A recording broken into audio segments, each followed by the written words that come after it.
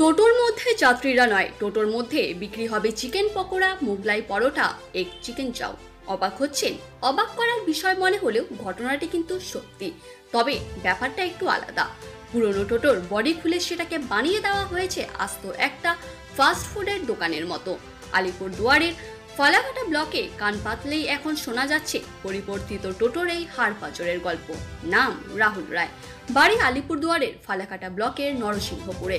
কিন্তু কিভাবে আস্ত একটি টোটোকে পুরো পাল্টে দিয়ে তিনি বানিয়ে দিলেন ফাস্ট ফুডের দোকানের মতো?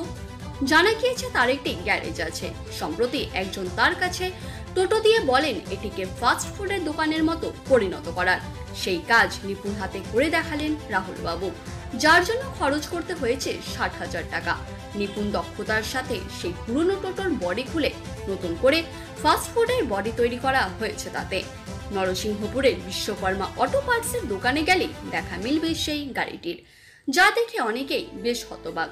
এভাবে গাড়ি তৈরির জেরে ব্যবসায়িক ক্ষেত্রে অনেকেই উপকৃত হবেন বলে আশাবাদী রাহুল বাবু। এই সম্পর্কে তিনি আরো কি জানান, আসুন শুনে নিই।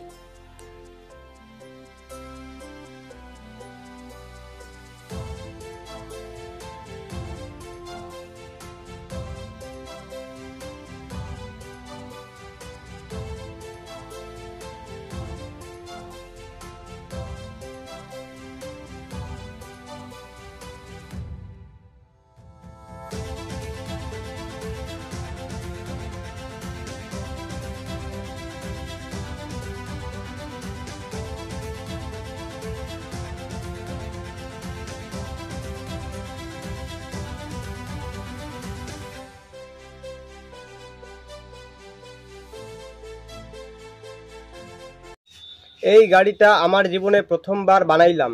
এই গাড়িটা হচ্ছে ফাস্টফুডের একটা গাড়ি। এই গাড়িটা বানাতে কাস্টমার আমাকে একটা পুরনো টোটো দিয়েছে, সেই টোটোর পুরনো বডি খুলে আমি নতুন করে ফাস্টফুডের একটা গাড়ি বানাইলাম। আর এই গাড়ি বানাতে প্রায় 60,000 টাকা খরচা হয়েছে।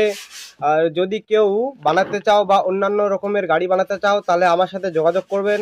আর আমার ঠিকানা হচ্ছে নরসিংপুর, নিয়ার বাই উত্তরবঙ্গ ক্ষেত্রীয় গ্রামীণ ব্যাংক। মোবাইল নাম্বার হচ্ছে 9641478952।